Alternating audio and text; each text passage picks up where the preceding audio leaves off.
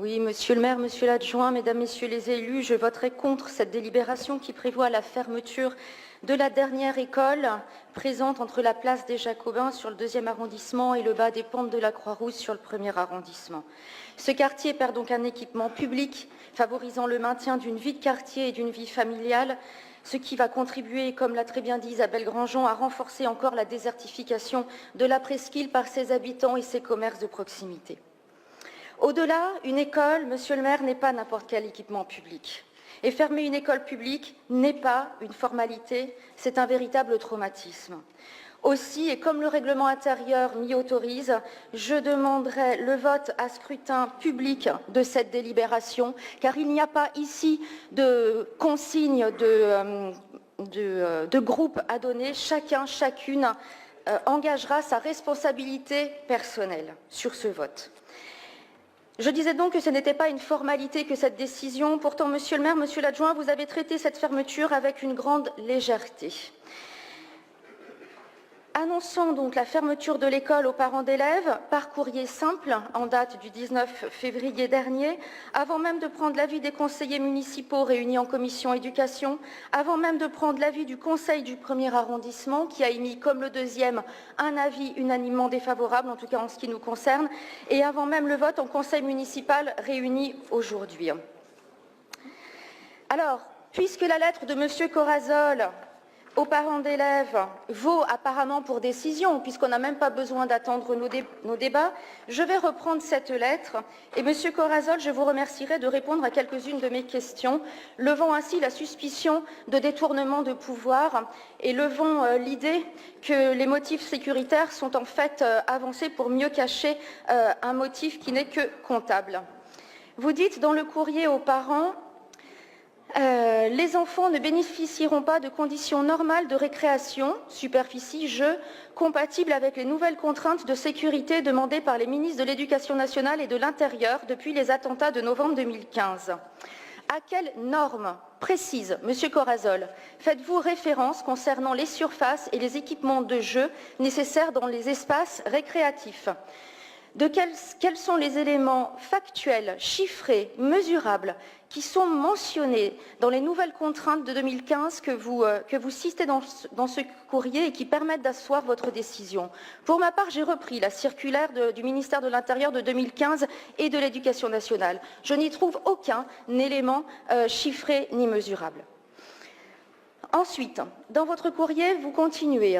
De plus, la situation de l'école au sein d'un immeuble d'habitation ne permet pas de garantir la qualité d'accueil des enfants. Monsieur Corazol, je me tourne vers votre collègue à la petite enfance. La quasi-totalité des équipements d'accueil des jeunes enfants, pour ne pas dire les crèches, sont implantés dans des rez-de-chaussée d'immeubles d'habitation neufs ou anciens. Sur le 1er arrondissement, je peux citer le RAM de la place Satonnet, je peux citer les Petits Tours, je peux citer Chardonnay, la crèche Chardonnay. Ces structures accueillent des enfants avec des contraintes techniques et de sécurité identiques.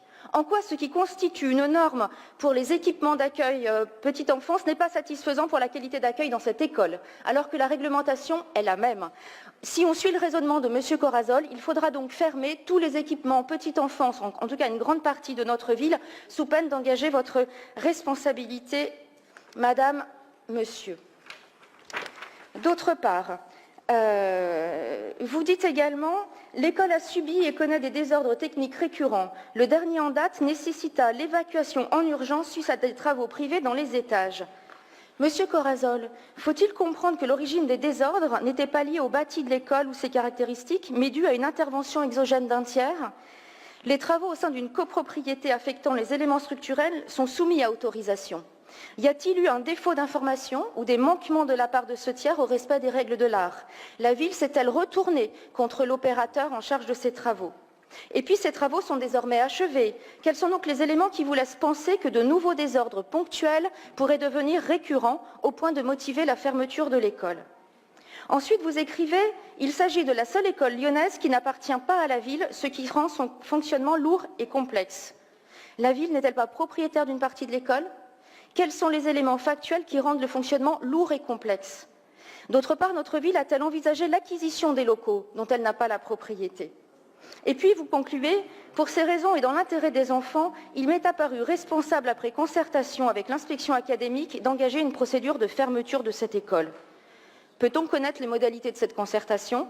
Parce que pour ma part, je recevais un courrier de l'inspecteur d'académie fin janvier, ne m'informant que d'une difficulté sur l'école Aveyron et à aucun moment n'était abordé par lui-même, et je tiens ce courrier à disposition, la question de l'école Lévi-Strauss et de sa fermeture à la rentrée 2019. Donc, quelle modalité de concertation avec l'Éducation nationale? Et puis, j'aimerais bien avoir un élément formel de l'accord de l'inspection académique, parce que vous nous dites l'inspecteur d'académie est d'accord. Il faudrait vous croire sur parole. Excusez-moi, je ne peux plus vous croire sur parole, Monsieur Corazol. De même, j'aimerais avoir l'avis favorable du préfet quant à cette fermeture et un avis notifié par écrit. Ce n'est pas joint à cette délibération. Vous citez une circulaire qui prévoit l'avis du préfet. Cette même circulaire souligne l'importance de la concertation entre l'État et les collectivités territoriales, mais il est dit que cette concertation doit impérativement s'étendre à tous les acteurs de la communauté éducative et aux partenaires de l'école pour permettre à chacun d'eux d'apporter sa contribution. C'est la circulaire. Considérez-vous, Monsieur Corazol, avoir respecté ces modalités, et si oui, pouvez-vous me mentionner quels acteurs de la communauté éducative et partenaires de l'école vous avez consultés jusque-là? Et puis, je terminerai en parlant de la disponibilité des places dans les écoles de proximité qui permettra, selon vous, d'assurer un accueil et une scolarité de qualité. Je vais revenir sur les effectifs. Actuellement, les classes de Lévi-Strauss sont composées non pas de 15 enfants, comme vous l'avez dit à une télévision locale, mais de 22 ou 23 élèves. En quoi est-ce dans l'intérêt des enfants d'être orientés dans des classes qui comptent déjà en moyenne 27 enfants à Lamartine, 28 élèves à Servet, 25 enfants à Douaneau? Avez-vous prévu dans ces établissements scolaires l'ouverture de nouvelles classes?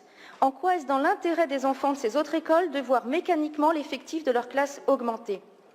Concernant les cours, ces trois écoles, Servet, Lamartine, Douaneau, les cours de ces trois écoles répondent-elles aux conditions normales de récréation que vous citez et que vous évoquiez donc au début de votre courrier? Quelles sont les surfaces de leurs cours? Est-ce conforme aux normes? Le ratio de mètres carrés cours élève est-il supérieur à celui de Lévi-Strauss dans la situation présente, Palais Saint-Pierre, ou dans la future situation dans les Quais de Saône? Enfin, en termes d'équipement et de restauration, pouvez-vous nous affirmer ici que ces écoles sont mieux dotées en équipement, c'est-à-dire en salle de motricité, en couchette, que Lévi-Strauss? Qu'elles offrent des conditions plus favorables que Lévi-Strauss en matière de restauration scolaire?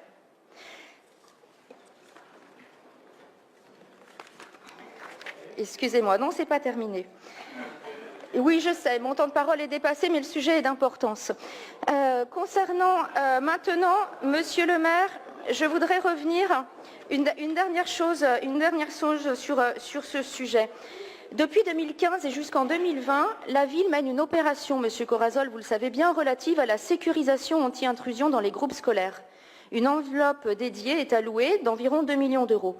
Préoccupé comme vous l'êtes des questions de sécurité de l'enfant pour Lévi-Strauss, j'imagine que vous avez demandé à vos services d'étudier techniquement et de projeter financièrement des travaux ou des aménagements qui amélioreraient la situation de Lévi-Strauss.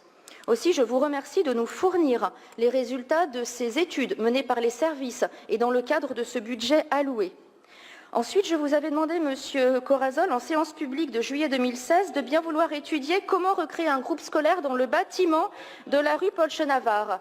Encore 2 minutes et je prendrai plus de temps de parole. Puisqu'à l'époque, l'ensemble du bâtiment appartenait aux HCL de Lyon, dont je vous rappelle, Monsieur Collomb, que vous étiez président du conseil de surveillance.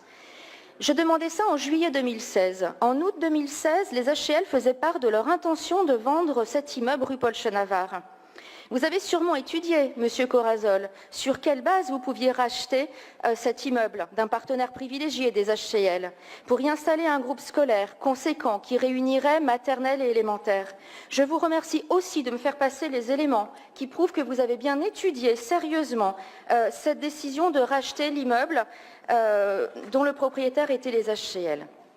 Enfin, puisque vous dites qu'il n'y a pas de solution d'aménagement de la cour sur les quais de rive de Saône, Quand est-ce que les rencontres ont eu lieu avec le président de LPA, ici présent, et ses services, le président de la métropole, ici présente, et ses services, pour étudier de quelle manière la cour d'école pouvait être aménagée et répondre ainsi aux normes de sécurité. Enfin, pour terminer, Monsieur le maire, je vous informe que nous savons tous ici que la motivation de cette fermeture est uniquement comptable. Et d'ailleurs, je vous renvoie à votre plan marge de manœuvre que vous nous avez présenté ici en 2015. Dans ce plan marge de manœuvre, il était écrit noir sur blanc qu'il y aurait une fermeture des groupes maternels isolés. Et nous avions voté contre à l'époque avec Isabelle Grandjean, justement en raison de cette mention de fermeture de groupes scolaires isolés, d'écoles maternelles isolées. Donc dès 2015 et peut-être même bien avant, la décision avait été prise. Donc je vous demande de nous prouver, en nous fournissant tous les éléments que je vous ai demandés, qu'il ne s'agit pas d'un motif comptable, auquel cas cette décision serait entachée d'illégalité et bien sûr je redemande un vote à scrutin public. Je vous remercie de votre attention. Merci, Perrin-Gilbert. Je considérerai, vous avez un autre temps de parole sur le dossier suivant des périmètres scolaires qu'il est pris sur votre intervention. Donc, Monsieur Corazol, un petit mot de réponse à Madame Perrin. C'est léger. Hein. Monsieur le maire, mes chers collègues, je reprendrai juste les éléments concernant la future cour de récréation sur les terrasses Presqu'île, qui devrait sortir au plus tôt en 2022. Et comme vient de le rappeler mon collègue Loïc Grabert, le jardin du musée des Beaux-Arts ne pourra pas accueillir plus longtemps que la fin de cette année scolaire les enfants. Et il n'y a pas d'autre solution alternative pour accueillir les enfants. Pour répondre à la question de M. Broliquet concernant les règles qui s'appliquent, vous pourrez vous référer à l'instruction interministérielle du 12 avril 2017 qui s'ajoute à la circulaire de l'Éducation nationale du 25 novembre 2015.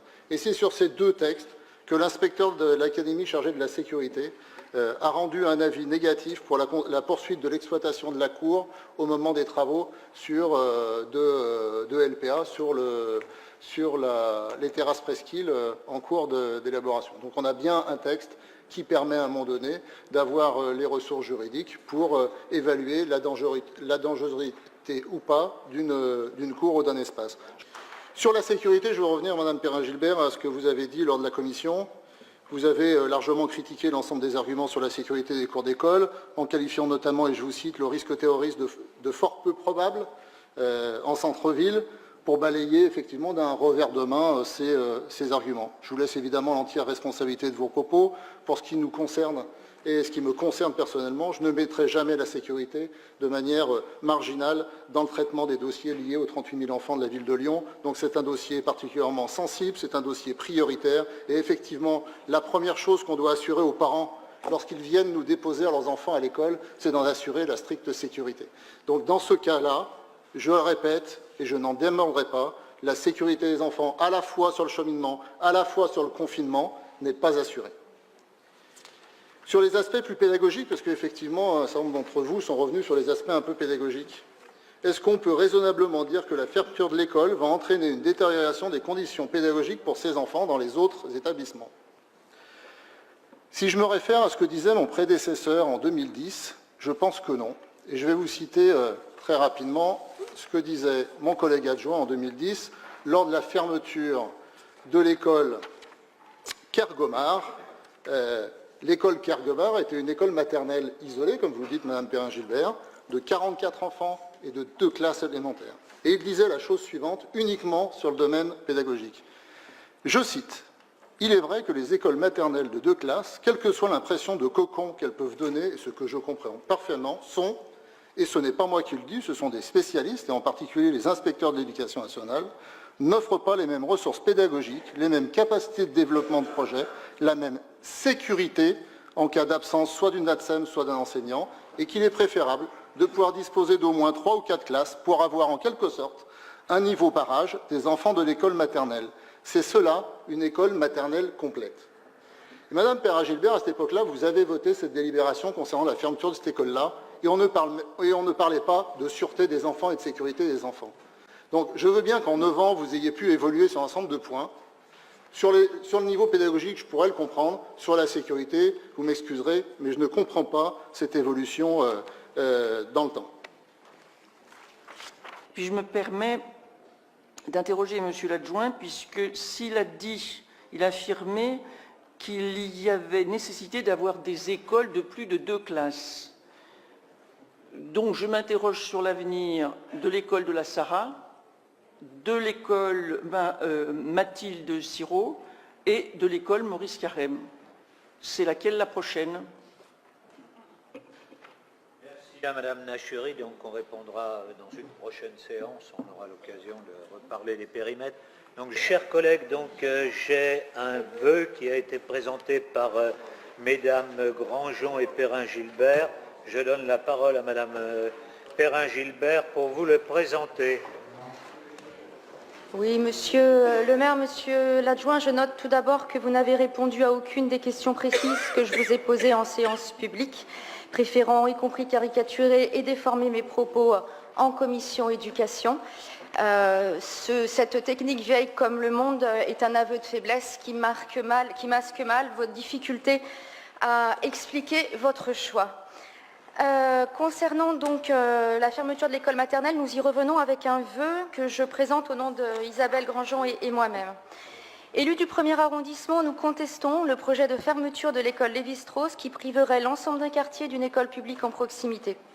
Alors que la rue de la République est devenue une marque et que la presqu'île connaît des évolutions préoccupantes, transformation de logements meublés touristiques et location de courte durée, augmentation des loyers et des baux commerciaux causant le départ de familles et la fermeture de commerces de proximité parfois historiques, le soutien aux services publics de proximité doit être une priorité de notre municipalité dans ce secteur. Aussi, la fermeture de l'école maternelle Lévi-Strauss serait dans ce contexte un renoncement néfaste pour l'équilibre des activités nécessaires au maintien de la qualité de vie en centre-ville. Avant d'avoir recueilli l'avis des conseillers municipaux en commission éducation du 8 mars, puis leur vote en conseil municipal du 25 mars, avant d'avoir recueilli l'avis des élus du 1er réunis en conseil d'arrondissement le 13 mars, l'adjoint au maire de Lyon, M. Guy Corazol, écrivait aux parents d'élèves le 19 février pour les informer que la ville avait pris la décision de fermer l'école maternelle.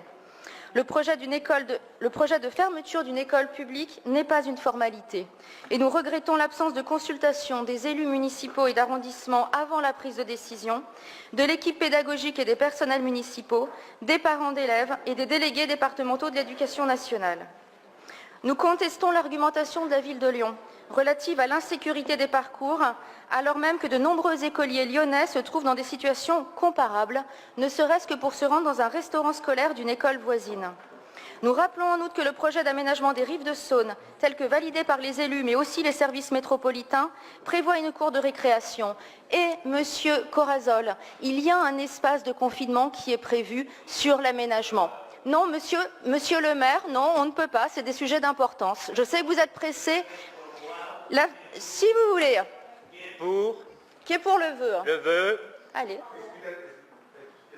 Une minute. Une minute pour dire que le débat sur ce sujet a eu lieu.